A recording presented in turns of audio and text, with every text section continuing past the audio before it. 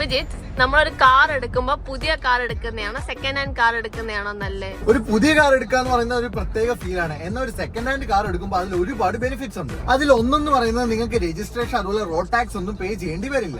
10 ലക്ഷം രൂപയുടെ കാർ നിങ്ങൾക്ക് 7 ലക്ഷം രൂപയ്ക്ക് കിട്ടും. ഇനി BMW ബെൻസ് പോലത്തെ ലക്ഷറി കാർ നോക്കുമ്പോൾ അതിന്റെ ഓൺ റോഡ് പ്രൈസ് എന്ന് പറയുന്നത് 1 കോടി രൂപയാണെങ്കിൽ അത് നിങ്ങൾ സെക്കൻഡ് ഹാൻഡ് എടുക്കുമ്പോൾ, അതായത് 1-2 വർഷമായത് എടുക്കുമ്പോൾ നിങ്ങൾക്ക് 30 to 40 ലക്ഷം വരെ കുറച്ച് കിട്ടും. കാരണം ലക്ഷറി കാസിന് ഓരോ വർഷം കഴിയുമ്പോഴും 20 to 30% വരെ ഡിപ്രിസിയേഷൻ വരും. എന്നാൽ നോർമൽ കാസിന് അതിലും കുറവായിരിക്കും. പിന്നെ സെക്കൻഡ് ഹാൻഡ് കാർ എടുക്കുമ്പോൾ എന്തായാലും GST പേ ചെയ്യണം. പക്ഷെ മറ്റ് ടാക്സസ് ഒക്കെ നല്ലോണം സേവ് ചെയ്യാൻ പറ്റും. ഇനി നിങ്ങൾ സെക്കൻഡ് ഹാൻഡ് കാർ എടുക്കാൻ തീരുമാനിച്ചെങ്കിൽ ഒരിക്കലും EMI ഇട്ട് എടുക്കാതിരിക്കുക. കാരണം പുതിയൊരു കാർ EMI ഇട്ട് എടുക്കുന്നതിനേക്കാൾ ഇൻട്രസ്റ്റ് റേറ്റ് കൂടുതലായിരിക്കും സെക്കൻഡ് ഹാൻഡ് കാസിന്. അതുകൊണ്ട് എപ്പോഴും റെഡി ക്യാഷ് കൊടുത്തെടുക്കാൻ ശ്രമിക്കുക. ഇനി ലാസ്റ്റ് ആയിട്ട് പറയാനുള്ളത്, നിങ്ങൾ ഒരു സെക്കൻഡ് ഹാൻഡ് കാർ എടുക്കുമ്പോൾ ഒരു മെക്കാനിക്കിനെ വെച്ച് ചെക്ക് ചെയ്യുക. അതുപോലെ ഇപ്പോൾ പുതിയതായിട്ട് ഒരുപാട് പ്രീ ഓൺഡ് കാസ് സെല് ചെയ്യുന്ന കമ്പനീസ് വണ്ടിക്ക് സർട്ടിഫിക്കേഷനും 1 വർഷത്തെ വാറന്റി ഒക്കെ കൊടുക്കുന്നുണ്ട്. അവരിൽ നിന്ന് എടുക്കുക.